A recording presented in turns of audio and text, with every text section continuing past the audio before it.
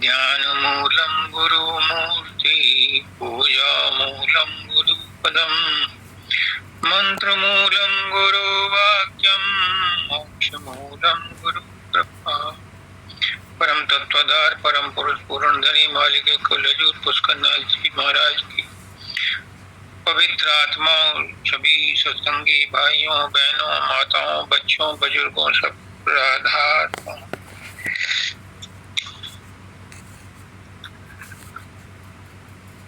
सत्संग करत बहुत दिन बीते, अब तो छोड़ पुराने बाण। क्यों करो कुटिलता गुरु से, अब तो गुरु को लो। सत्संग की इतनी महिमा है, क्यों है? क्योंकि गुरु सत्संग में ही अपना ज्ञान बांटता है। गुरु कौन है? गुरु परमात्मा का ही साकार रूप है। वो अनंत सर्वाधार अखंड स्वयंभू कोटि कोटि ब्रह्मांडों का मालिक, अव्यक्त अगोचर अनुपम, वो अपने आप में अपने स्वरूप में प्रकट नहीं हो सकता।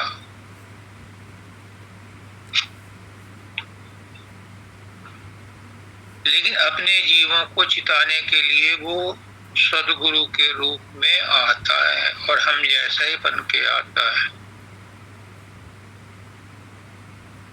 पुष्करनाथ जी कहते हैं कि गुरु को कोई नहीं पहचानता, क्योंकि कोई परमात्मा कोई नहीं पहचानता और गुरु परमात्मा का ही रूप।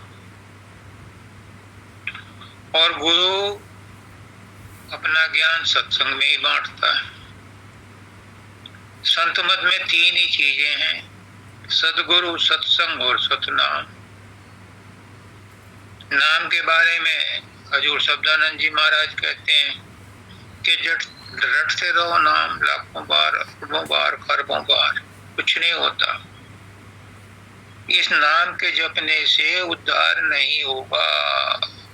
तुलसीदास जी तो कहते हैं कली केवल एक नाम आधारा, सुमर सुमर नर उतरई पारा, श्रुति स्मृति संत मुक्तार। ठीक है, बाबा शब्दानंद जी महाराज इसके विपरीत नहीं है। वो तो कहते हैं कि नाम की जो असली अवस्था है वो चौथी अवस्था है, और वही इस शब्द में भी कही गई है। देखो, अब सत्यलोक के डगर गई। सतलोक के डगर कब जाएगा? जब चौथी अवस्था में नाम की प्राप्ति होगी, या साधन अभ्यास करता हुआ, प्रेम करता हुआ, शरणागत करता हुआ कोई सतलोक में पहुंचेगा, तब वो नाम की प्राप्ति होगी। तो आज का शब्द है भक्ति शोभा है जीवन। पुष्करनाथ जी कहते हैं कि ये जीवन तुम्हें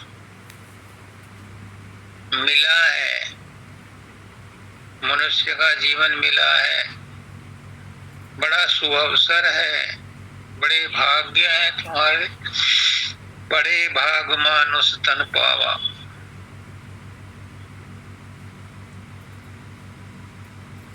ये बड़ा सौभाग्य है हमारा कि हमें मनुष्य तन मिला। ये देवताओं को भी दुर्लभ है, लेकिन हमें मिल गया तो हम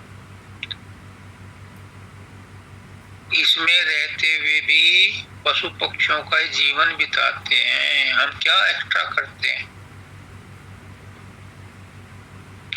कहते हैं, एक जनरल कहावत है कि जब तुम किसी के लिए कुछ एक्स्ट्रा करोगे तो एक्स्ट्रा मिलेगा। अगर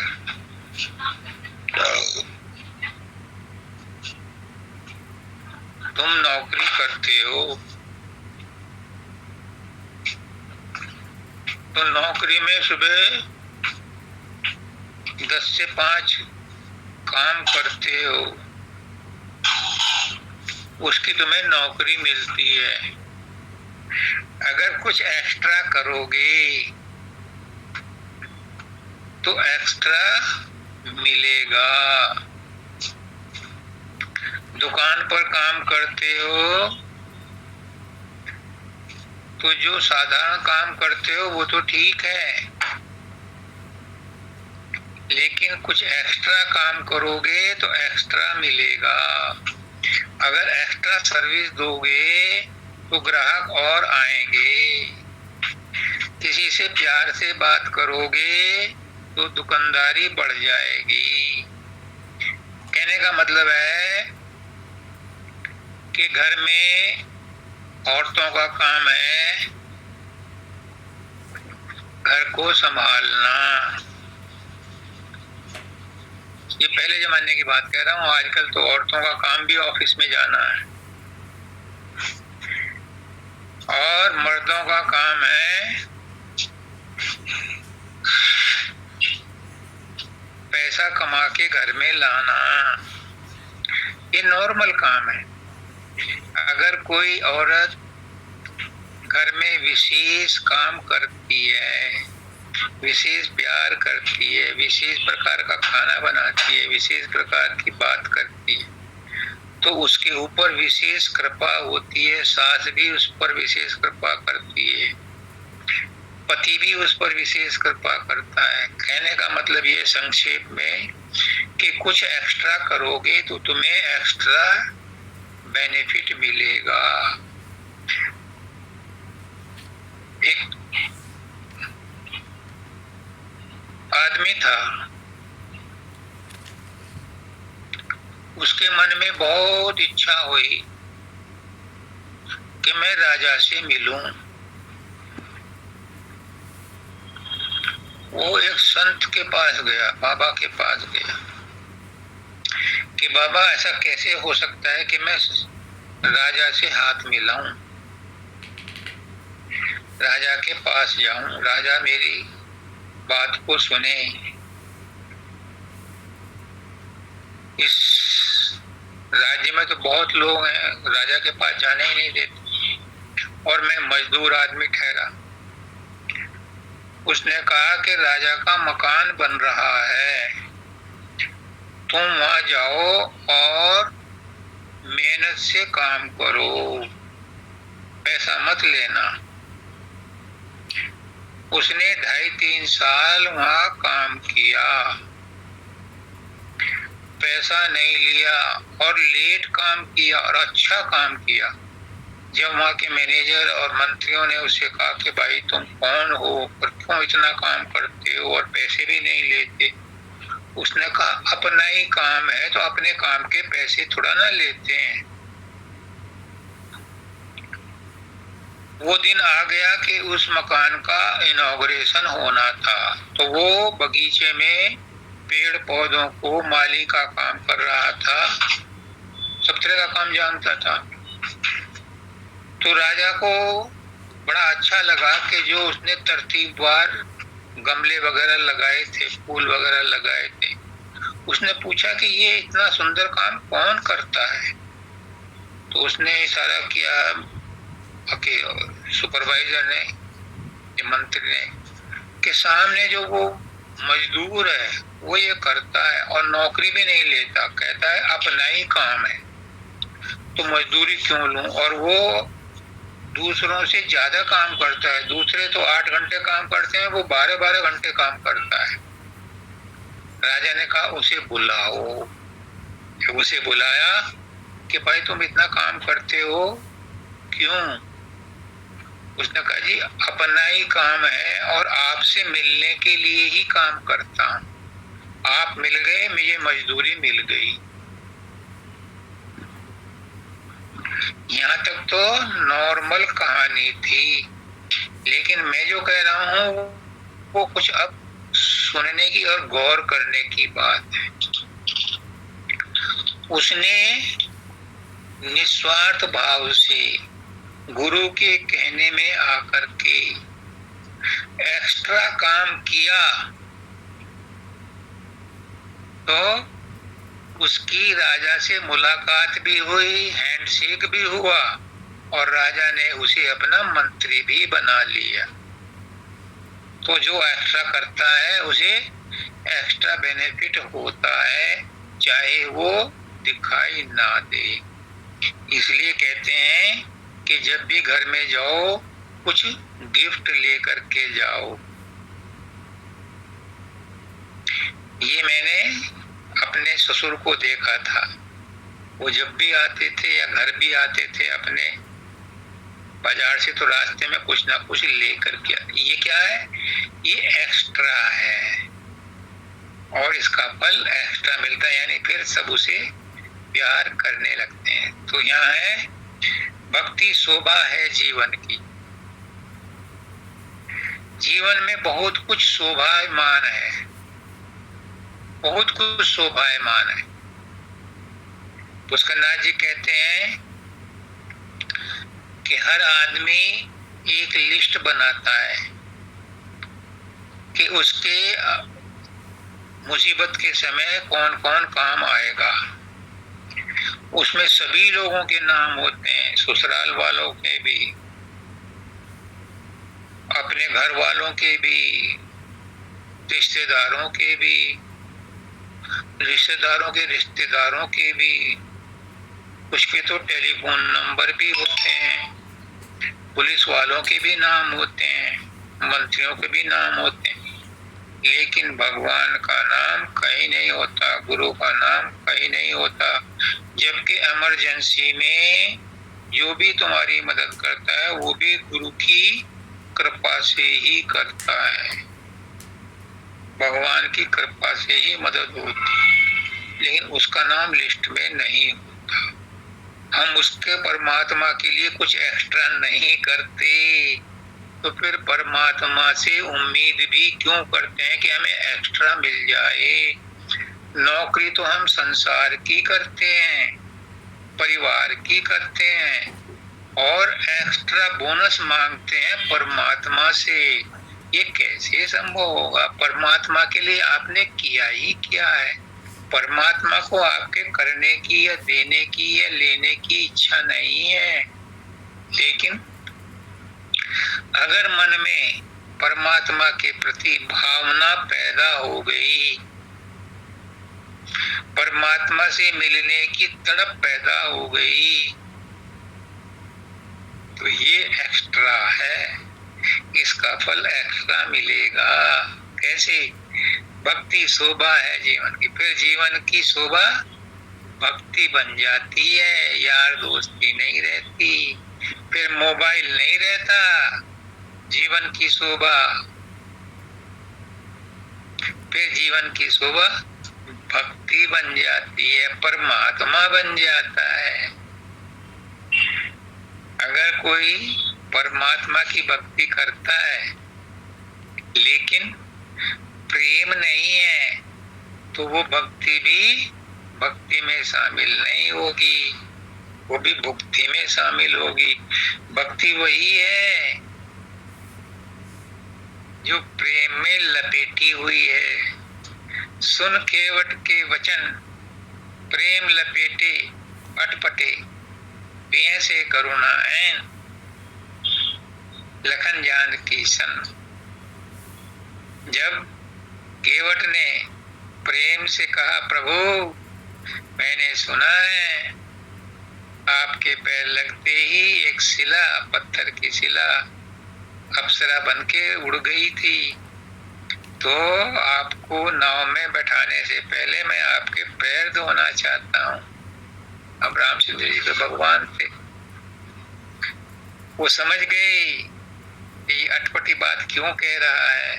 सीता ने तो सोचा था ये गंवार है, लेकिन जब परली तरफ निकल गए और सीता ने उन्हें अंगूठी दी, तब उसने जब कहा कि प्रभु मैंने तो यहाँ संसार की नाव से पार किया है। जब मैं आपके घाट पे आऊंगा, आप मुझे परिवार से उस घाट से पार लगा देना।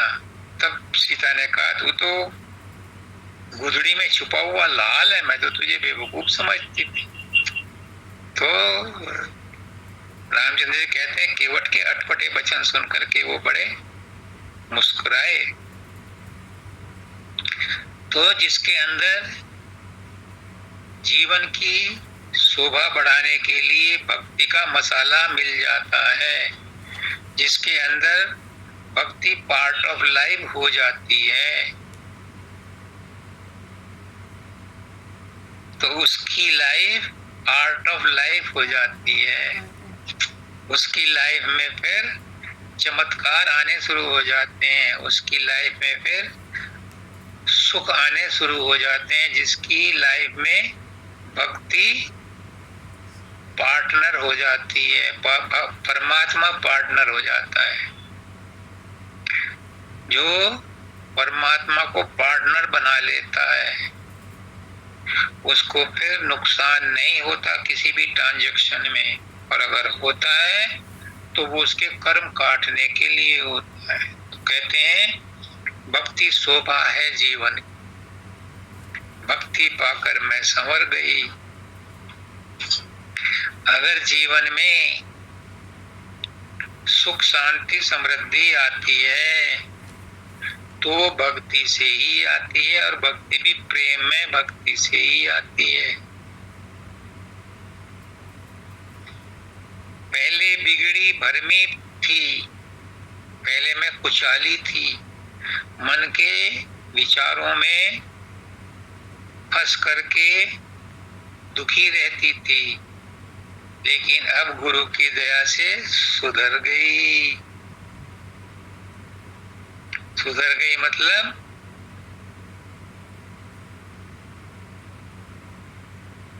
मेरा कल्याण हो गया, क्योंकि सदगुरु ने मुझे बता दिया, प्रेम करना सिखा दिया, भक्ति करनी सिखा दी, जीवन जीना सिखा दिया कि जो भी होता है अच्छा ही होता है। कोई तुम्हारे दुख दर्द का देने वाला नहीं है, वो सब तो अपना अपना फर्ज निभा रहे हैं। तुम अपना दृष्टिकोण बदलो। कोई नहीं सुख दुख का दाता, तेरी ही है भूल। सब कर्म करते हैं, सब अपने अनुकूल और प्रतिकूल। सब तुम्हारे मन के अनुसार किसी ने काम नहीं किया तो वो तुम्हारा दुश्मन बन जाता है, तुम उसकी बुराई करने लगते हो, उसकी निंदा करने लगते हो, और तुम्हारे मन के मुखाफिर किसी ने चापलूसी कर दी तो तुम उसे अपना मित्र समझते हो, भले ही वो तुम्हें नुकसान देने के लिए ही तुम्हारी चापलूसी कर रहा हो। तो ये सारा खेल मन का है।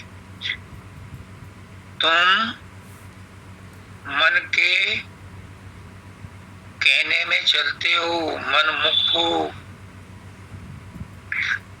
गुरु कहता है कि मन के मते मत चालिए, मन के मते मत चलो। मन जो कहता है उस पर विश्वास मत करो। क्यों? ठोस उदाहरण दूं?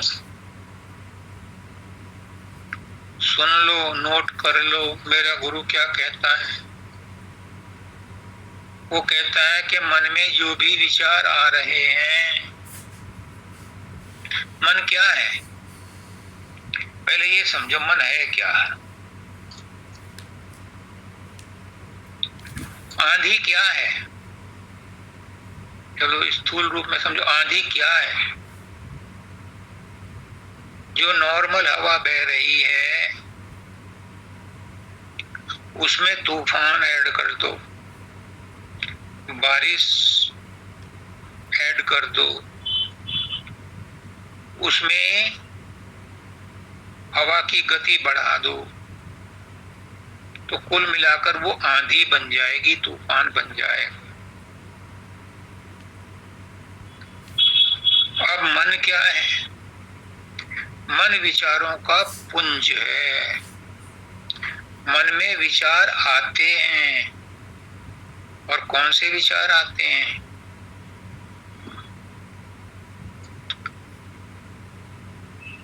मन में भूतकाल के विचार आते हैं और भविष्य के विचार आते हैं। वर्तमान का कोई विचार मन में आता ही नहीं। कोई वर्तमान का विचार मन में ठहरता ही नहीं। तो मन क्या है? विचारों का समूह है। जब विचार मन में आते हैं तो सतोगुण रजोगुण और ऐड हो जाते हैं। काम क्रोध लोभ मोह की आंधी और ऐड हो जाती है। तो जब ये ऐड हो जाते हैं और इन्हें गति मिलती है तो क्या बन जाता है? मन बवंडर मच जाता है, बन जाता है। उस मन को झेलना बहुत भारी है।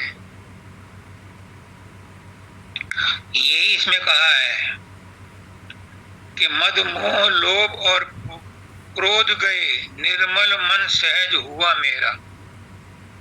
जब गुरु के संग में रह करके, गुरु की बातें सुन करके, गुरु की बातें मान करके, सत्संग में गुरु से प्यार करके, उसका नाथ जी कहते हैं कि सत्संग की कोई भी एक बात अगर तुम्हारी समझ में आ जाए, तुम उस पर अमल कर लो तो तुम्हें गुरु से प्रेम हो जाएगा। और प्रेम हो जाएगा तो तुम गुरु को गुलाम बना सकते हो। इसलिए कोई गुरु के बात को नहीं मानता। सत्संग में भी सीरियसली नहीं बैठता क्योंकि उसे काल बैठने ही नहीं देता। बाबा शब्दानंद जी कहते हैं कि काल सत्संग में भी आके बैठ जाता है। सत्संग में या तो नींद आने लगती है या इधर उधर की बुराइयां मन के अंदर उठने शुरू हो जाती हैं और सत्संग में बैठना एक औपचारिकता बन जाता है। मन तो कहीं और ही रहता है। शरीर भले ही सत्संग में बैठा हो तो उस सत्संग में बैठने से गुरु की बात का असर नहीं होता। गुरु की बात का असर नहीं होता तो गुरु से प्रेम भी नहीं होता। गुरु से प्रेम नहीं होता तो जो होना चाहिए वो भी नहीं होता। फिर मन निर्मल नहीं होता, सहज नहीं होता। असहज का असहज ही बना रहता है। गुरु के पास जाने का भी कोई लाभ नहीं होता। गुरु के पास जाने का तभी लाभ होता है जब हम मन को निश्चल करके बैठें, मन को खाली करके बैठें। चलो मन को खाली नहीं कर सकते, मन को निर्मल नहीं कर सकते, लेकिन गुरु के पास जाकर के संसार को तो मत सोचो। जानबूझ के संसार की बातें मन में मत लाओ। जैसे जूते बाहर उतार करके सत्संग हॉल में जाते हैं वैसे ही संसार को छोड़ करके अंदर जाओ गुरु के पास। तो फिर गुरु अपने औरा से, अपने प्रभाव से तुम्हारे अंदर मन की शांति क्रिएट करेगा और फिर तुम्हारे ऊपर, तुम्हारे मन में गुरु की बात का असर होगा। लेकिन जानबूझ करके या अनजाने में हम संसार को साथ लेकर के जाते हैं, सोच के जाते हैं आज इतने पैसे देने हैं, आज ये प्रसाद लाया हूँ, आज ये मांगूंगा, आज वो मांगूंगा, आज बच्चों के लिए मांगूंगा, आज मुकदमे के लिए मांगूंगा, आज जमीन के फैसले के लिए मांगूंगा। ये संसार लेके जाते हैं तो गुरु के सत्संग में भी जाने का कोई फायदा नहीं। अब ऑनलाइन सत्संग सुनते हैं तो भी मन को साथ रखते हैं, क्योंकि इस समय तो डर भी नहीं होता। उस जब फिजिकली होते हैं तब तो दिया ये भी डर होता है कि यार पास में बैठा हुआ आदमी क्या सोचेगा, बार बार क्यों तू अपना आसन बदल रहा है। लेकिन ऑनलाइन में तो ये भी डर नहीं रहता। एक बार पुष्करनाथ जी ने बताया कि दो दोस्त जा रहे थे। एक ने कहा चलो गुरुजी के पास चलते हैं। रास्ते में मेला लग रहा था। एक दोस्त कहा कि तू चला जा, मैं तो मेला देखूंगा। अब जो मेला देख रहा था उसे मेला वो गुरु को प्रेम करता था, लेकिन मन के बहकावे में आकर के वो मेले में रुक गया। पर सोचता रहा गुरु के सत्संग के बारे में, आज गुरु ने क्या कहा होगा, आज गुरु ने ये कहा होगा, मैं होता तो मैं ये प्रश्न पूछता। दूसरा जो था वो गुरु के पास तो चला गया, लेकिन वो सोच रहा कि यार तू ना आता तो क्या बिगड़ जाता। वो तो मस्ती कर रहा है मेले में, और तू यहाँ आकर के बेकार में आया भी, परेशान भी हुआ। ये उसको बोझ समझ रहा है, और वो वहां रहता हुआ भी गुरु के पास ही अपने आप को समझ रहा है। तो अगली बार जब गया तो उन्होंने कहा गुरुदेव मुझे क्षमा कर दो, मैं पिछली बार सत्संग में नहीं आ पाया। गुरुदेव तो त्रिकालदर्शी थे, उन्होंने कहा तू ही सत्संग में आया था, तेरा जो दोस्त था वो सत्संग में आया हुआ भी आया हुआ नहीं था, क्योंकि वो तो मेले के बारे में ही सोच रहा था। तो जो गुरु के बारे में घर बैठे भी सोचता है वो गुरु से जुड़ा ही हुआ होता है, और जो गुरु के पास बैठता है और तब भी गुरु से नहीं जुड़ा, तब भी वो संसार से जुड़ा है, तो उसका जुड़ना बेकार है। तो ये कहते हैं कोई कुटिल कुचाल कुरूप कहे, मैं तो अब सब विद निखर गई। पुष्करनाथ जी कहते हैं कि जो गुरु से प्यार करता है, गुरु की सेवा करता है, लोग उसे पागल कहते हैं। कहते हैं राजेश भी पागल है। हर हफ्ते भागा चला आता है, 4 बजे उठ करके ट्रेन पकड़ता है, शाम को 6 बजे घर पहुंचता है। पागल है। फिर कहते हैं ऐसे पागल ही मुझे पसंद हैं।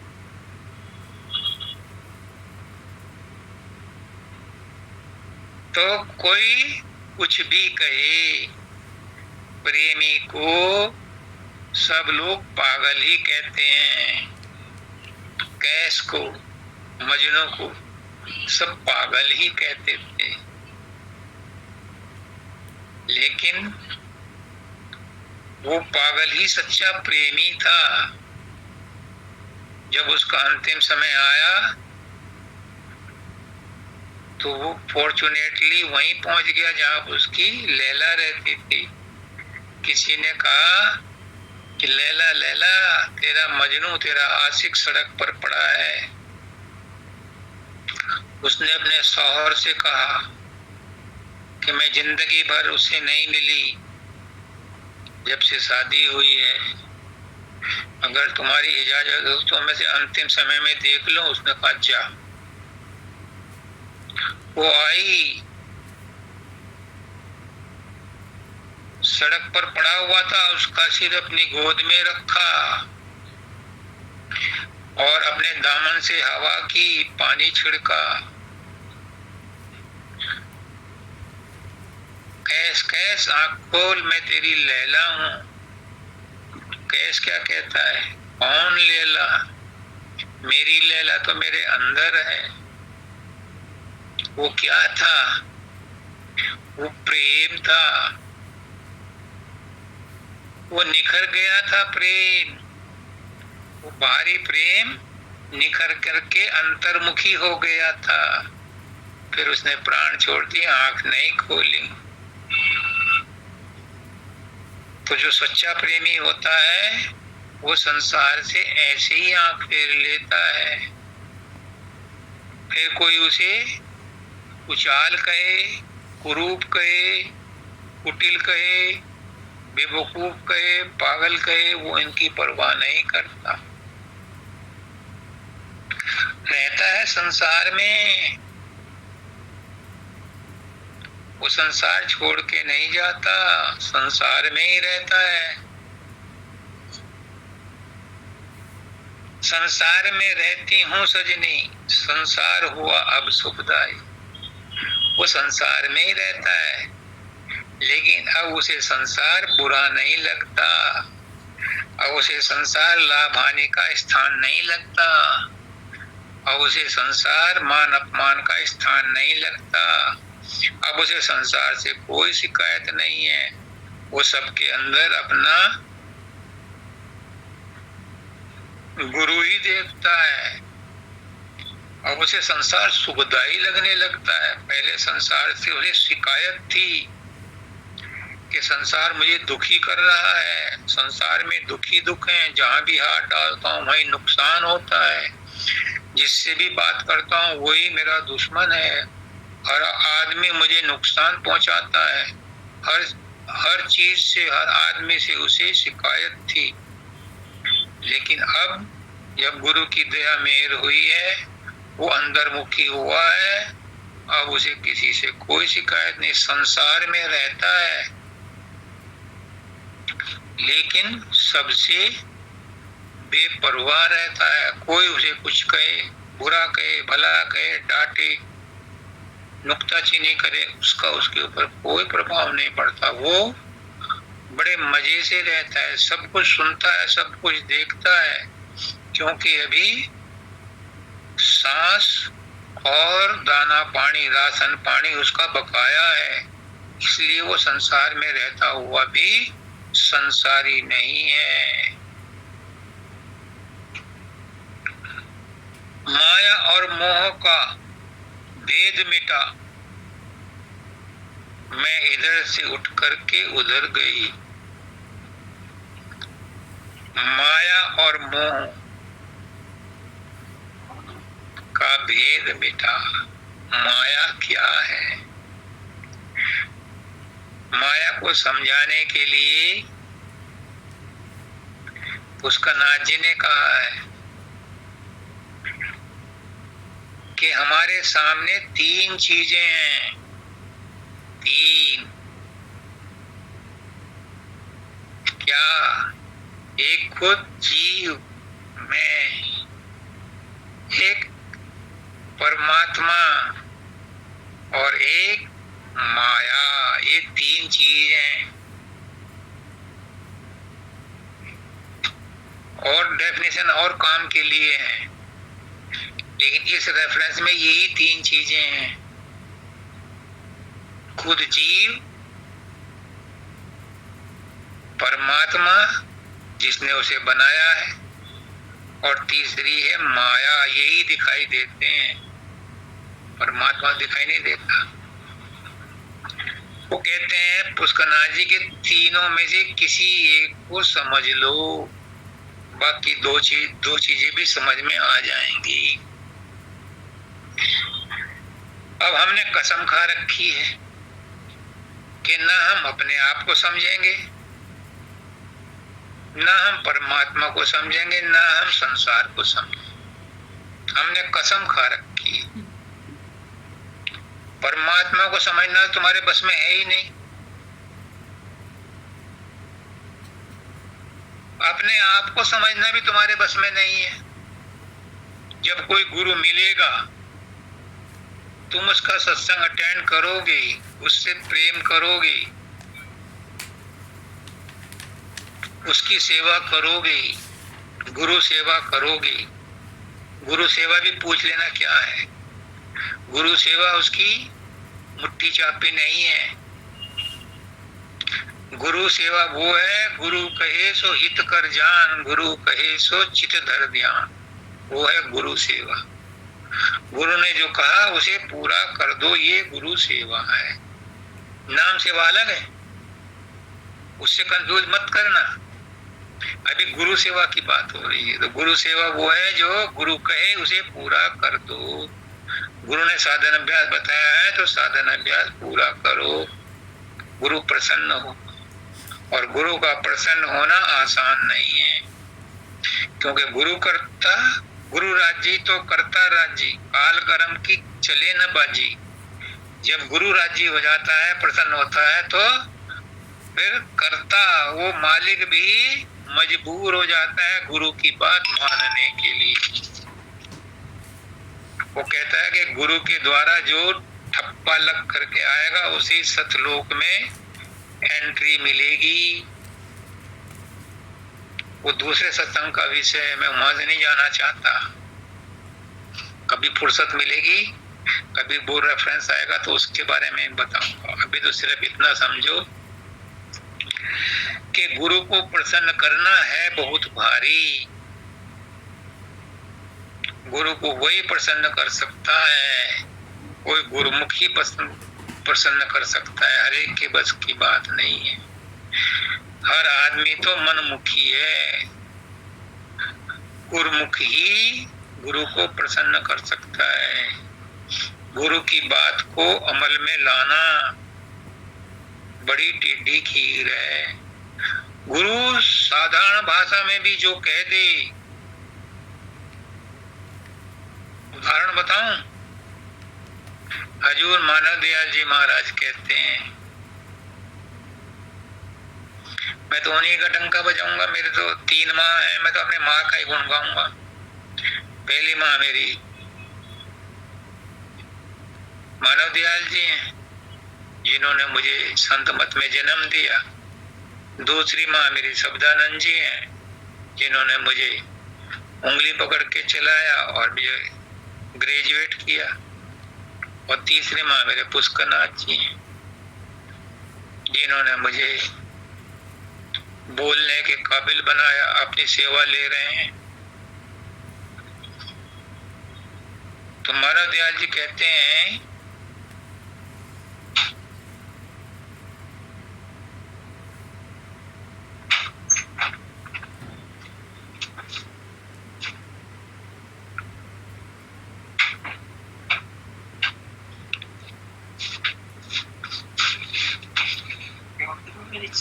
इधर से लौट कर उधर गई। मानव दयाल जी क्या कहते हैं कि तुम गुरु के साथ जुड़ जाओ तो संसार से तो अपने आप नाता टूट जाएगा। पुष्करनाथ जी कहते हैं, तुम गिलास के पानी को गिलास को तिरछा करके उसका पानी तो छिड़ाओ, हवा तो अपने आप भर जाएगी। तो परमात्मा से तो अपने आप जुड़ जाओगे। संसार से तोड़ने की कोशिश क्यों करते हो? उसमें शक्ति क्यों नष्ट करते हो? तुम गुरु से जुड़ जाओ, तुम परमात्मा से जुड़ जाओ, संसार से तो अपने आप ही टूट जाओगे। तो बात हो रही थी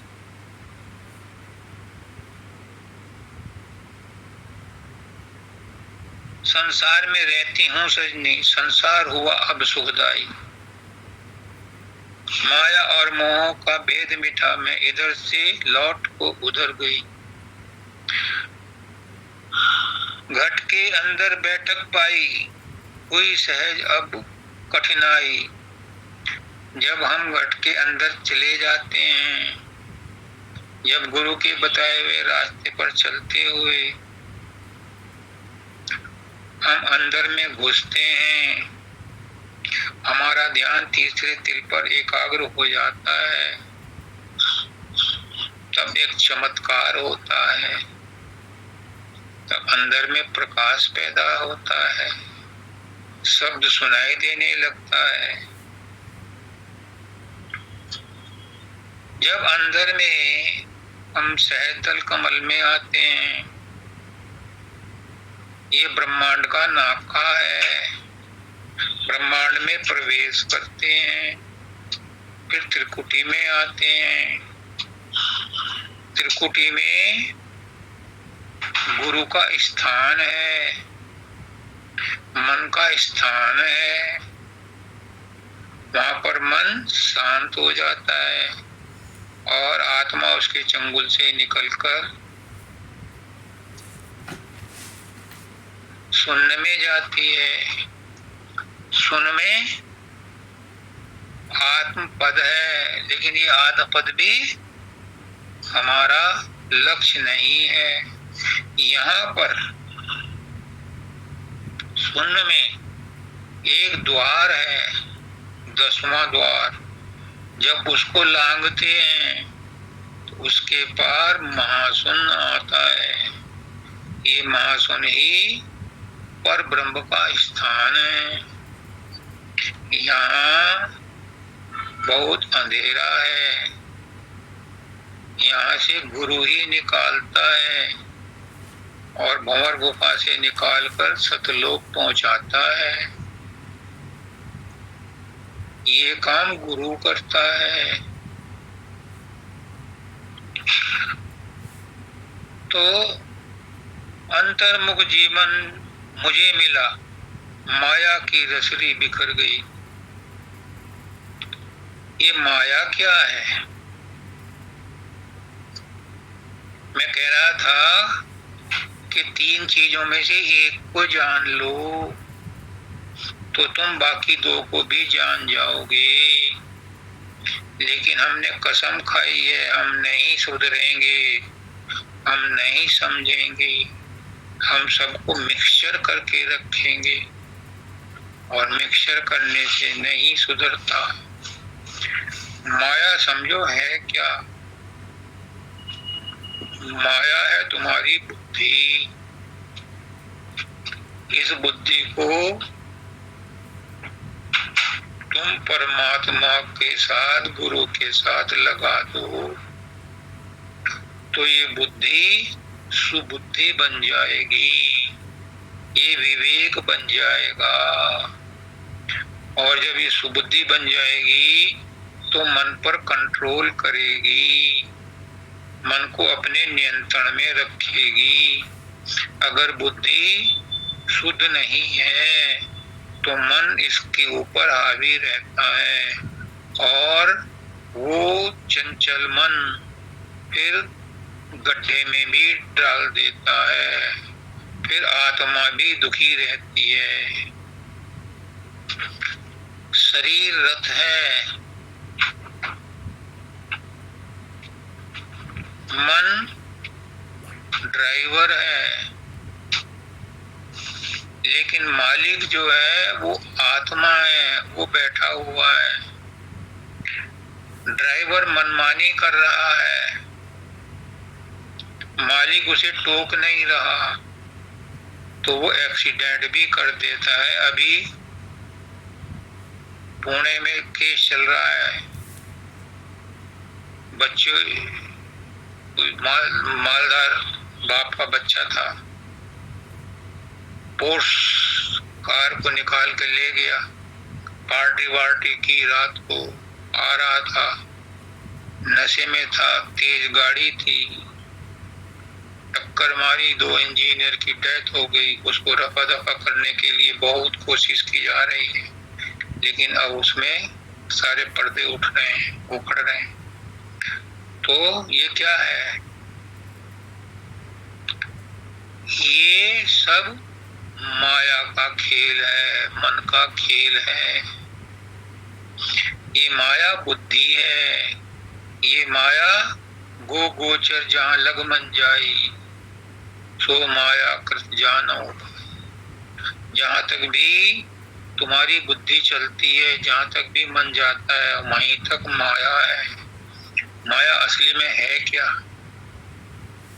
माया वो आद्या शक्ति है जो सतलोक से ही आई थी। हालांकि सतलोक में माया निर्मल माया है। ब्रह्मांड में आई वो भी निर्मल माया है, वहां पर ये उपद्रव नहीं मचाती। माया ने 3 देव पैदा किए, ब्रह्मा विष्णु महेश, तो ये बुरी नहीं है। माया ब्रह्म के साथ रहती है तो निर्मल रहती है। माया जब पिंड देश में आती है तो ये बुरी बन जाती है। क्यों? ये मलिन हो जाती है। ये मलिन माया ही पिंड देश में मन को और आत्मा को भ्रमित करती है। ये माया ही सारे दुखों की जड़ है। कहते हैं मन दुखों की जड़ है, लेकिन मन को भ्रमित कौन करता है? मन किसको देखता है? मन माया को देखता है, क्योंकि मन माया का एजेंट है, काल का एजेंट है। तो उनकी चाहत को पूरी करने के लिए मन मनुष्य को तरह तरह के नाच नचाता है।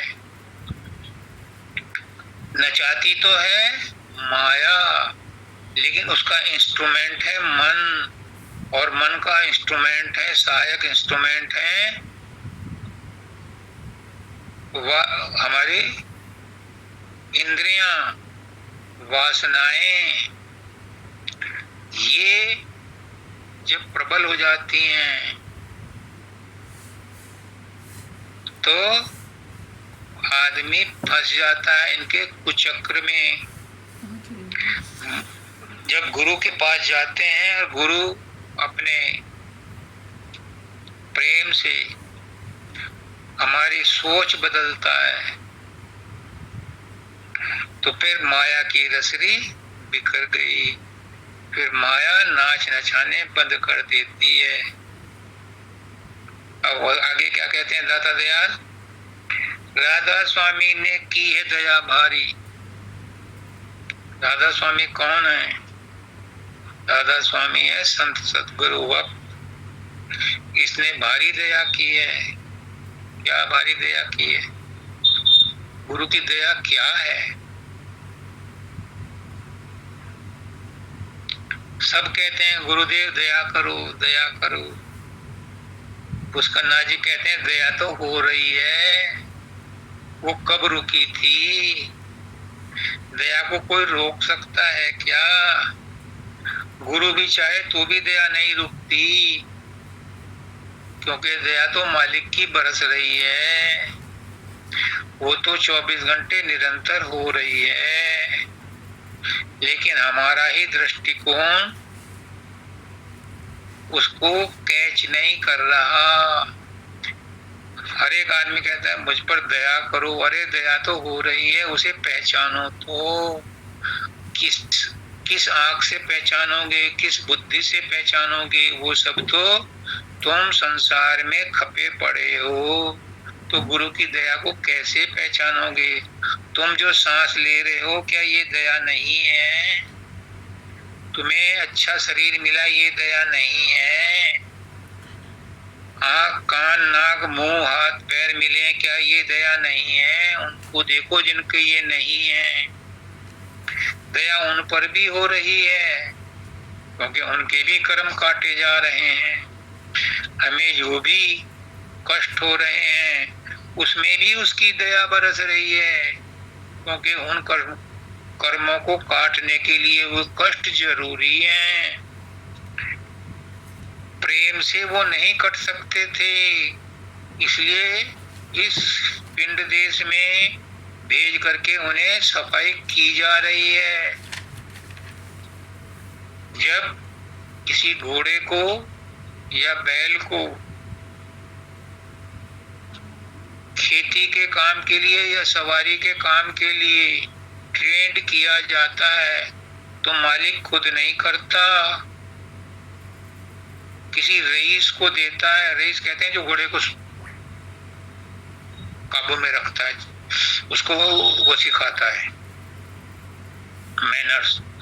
इसी तरह से बैल को भी उन लोगों को दिया जाता है जो उनको कंट्रोल करने के माहिर हैं। ताकि वो उन्हें कंट्रोल करें और वो काम में लाने लायक हो जाएं। तो हमारी आत्मा भी जब उसने बुरे कर्म किए थे तो उन्हें सुधार आत्मा ने नहीं किए थे, इस मन ने किए थे।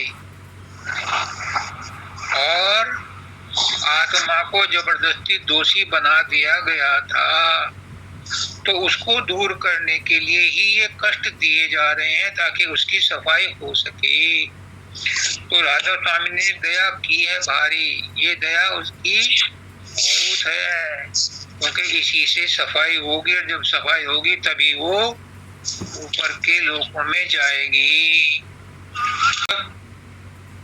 गुरु के सत्संग में आते हैं, गुरु के पास बैठते हैं, तो गुरु क्या करता है? सोच बदलता है।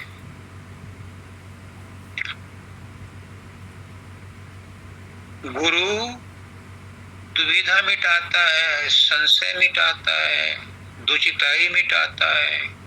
कहता है कोई भी गैर नहीं है, ये जिनको तुम गैर समझ रहे हो गैर नहीं है, ये परमात्मा का ही अंश है।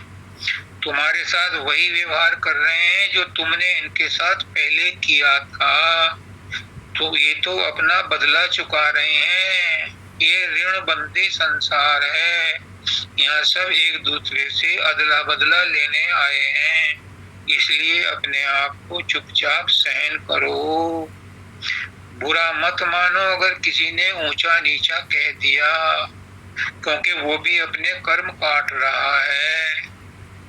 जब तुम इस अवस्था में आ जाओगे तो फिर सतलोक में जाने के काबिल हो जाओगे।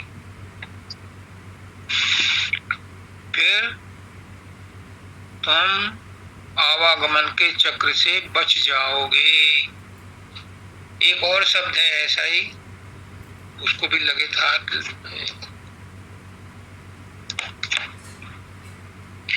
भक्ति की शक्ति मिली और शक्ति वाली हो गई। वो शब्द भी भक्ति का ही था और ये शब्द भी भक्ति का ही है कि भक्ति की शक्ति मिली और शक्ति वाली हो गई। जिसको भक्ति मिल जाती है, भक्ति की शक्ति मिल जाती है, गुरु कर ले आप समान, फिर वो गुरु ही हो जाता है, फिर वो संत ही हो जाता है, वो परमात्मा ही हो जाता है। जिसको भक्ति मिल जाए, सबको नहीं मिलती, सबको कुछ नहीं मिलता, सबको 84 मिलती है। ज्ञानी कोई एक होता है, ज्ञानी को परवाह नहीं होती।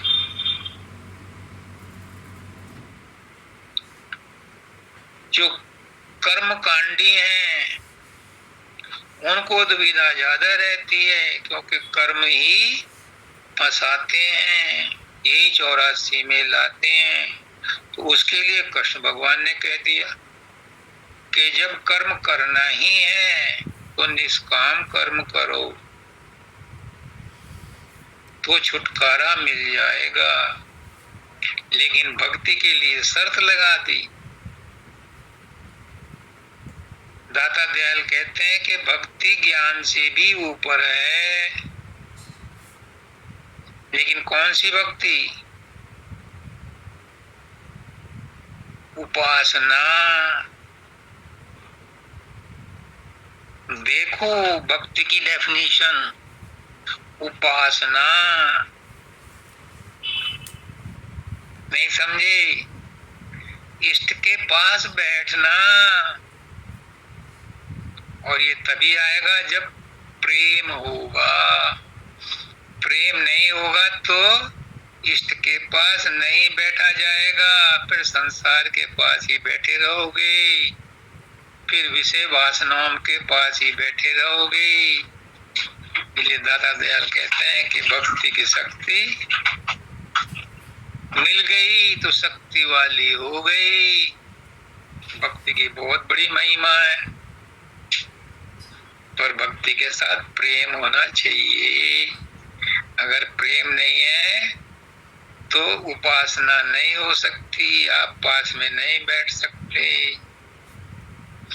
पुष्करनाथ जी कहते हैं कि गुरु को पता है कौन कौन किसी इंटेंशन से आया है, लेकिन वो पर्दा फास नहीं करता, पर्दा पोष होते हैं। आप किसी भी इंटेंशन से गुरु के पास जाओ, गुरु आपको प्यार ही देगा।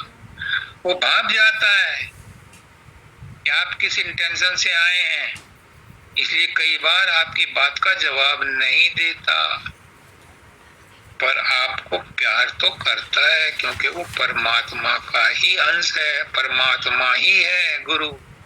और परमात्मा अपने बच्चे को हमेशा प्यार ही करता है। भले ही अपना बच्चा, अब वही लड़के की बात है पूना वाले की, कि माँ बाप उसकी अभी भी रक्षा करने के लिए जेल में बंद है, माँ भी बंद है, बाप भी बंद है, दादा भी बंद है, क्योंकि उसने उनकी उस बच्चे की तरफदारी की थी उसे बचाने के लिए। तो ऐसे ही परमात्मा भी अपने बच्चों की देखभाल करने के लिए, सुरक्षा करने के लिए हर समय तैयार रहता है, भले ही हम कितने ही एहसान फरामोश हों। परमात्मा एहसान फरामोश नहीं है, वो हम सबकी रक्षा करता है, हम सबका कल्याण करता है। जो दुख देता है ये परमात्मा नहीं देता, ये तो काल देता है। क्यों? हमारे कर्मों की सजा को भुगता करके हमें स्वच्छ करता है, ताकि हम अपने देश को वापस जा सकें। किसकी मुक्ति, किसका बंधन? खेल दोनों मन में है, मुक्ति और बंधन। अमित, मिल गई फुर्सत तुझे? मुक्ति और बंधन ये दोनों भी भ्रामक शब्द हैं,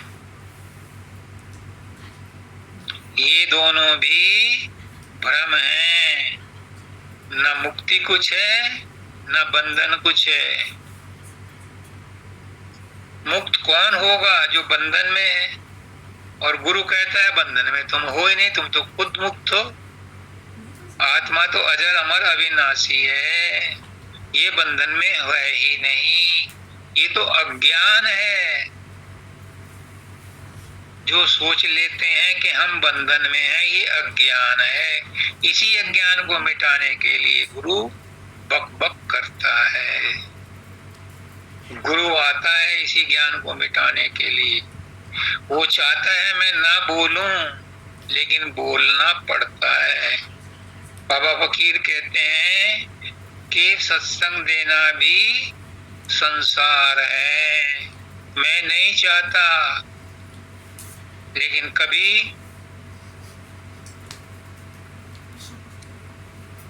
कोई सत्संगी, कभी कोई सत्संगी, कभी कृष्णलाल का नाम लेते थे, कभी पीरे मोगा का नाम लेते थे, कभी किसी का।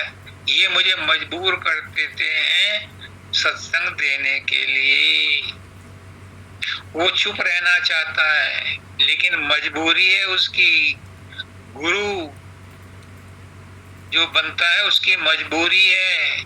इसलिए बाबा फकीर भी कहते हैं, शब्दानंद जी भी कहते हैं, मैं गुरु नहीं बना, मैंने गुरु का काम तो कर दिया पर गुरु नहीं बना। यानी वो सत्संग दे करके भी सत्संग से नहीं जुड़े, उसमें आसक्ति नहीं रखी। जो भी कहते हैं कि हो सकता है मैं गलत हूँ, यानी उस कहने में भी हालांकि वो 100% सही है, लेकिन फिर अपने आप को उससे अलग कर लेते हैं, हो सकता है मैं गलत हूँ। मतलब मैं उस वाक्य से भी, मैं उस तथ्य से भी अपने आप को संबंधित नहीं करता, मैं उससे अलग हूँ। मतलब गुरु सब कुछ करके भी अपने आप को कहता है कि मैं ये भी नहीं हूँ, मैं ये भी नहीं हूँ। मैं जो कह रहा हूं ये मैं नहीं कह रहा हूं, मैं भी यही कहता हूं कि जो सत्संग दे रहा है वो राजेश नहीं है। सत्संग तो सदगुरु ही दे रहा है, और सदगुरु कौन है? सदगुरु शरीर नहीं है, सदगुरु तो एक तत्व है। सदगुरु के पीछे कोई तत्व है, वो शब्द भी नहीं है, वो प्रकाश भी नहीं है, वो कुछ और ही शक्ति है, वो चैतन्य शक्ति है। वही सबको सत्संग देती है, वही सबको समझाती है, वही सबको उबारने के लिए सच्चा ज्ञान देती है। इसीलिए कहते हैं कि गुरु ज्ञान है और सद्गुरु सच्चा ज्ञान है। मतलब गुरु शरीर से बंधा हुआ नहीं है, गुरु ज्ञान से भी बंधा हुआ नहीं है। एक नई बात आज गुरुदेव कहलवा रहे हैं, गुरु ज्ञान से भी बंधा हुआ नहीं है, गुरु किसी चीज से बंधा हुआ नहीं है। गुरु तो बंधन मुक्त है। गुरु तो वो तत्व है कि जो अव्यक्त होता हुआ व्यक्त है और व्यक्त होता हुआ अव्यक्त है। इसके ज्यादा और मैं क्या समझाऊं, समय भी हो गया है। इसलिए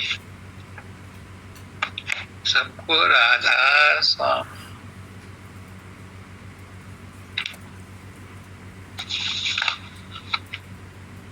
आरती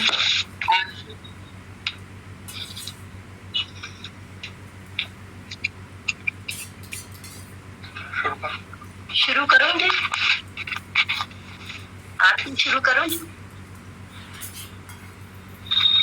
करो। जी महाराज। चरण शरण की वंदना, नित्य कोई और ना काम। गुरु बसोचित आए मेरे, बख्श दो निज नाम।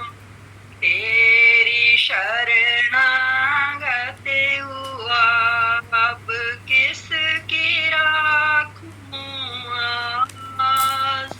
आस तो तेरी दया की, तेरा उदास रूप ध्याऊं नाम गाऊं, शब्द रातापन आठों जन्म तेरा ही सुमिरन, भाग मेरा धन।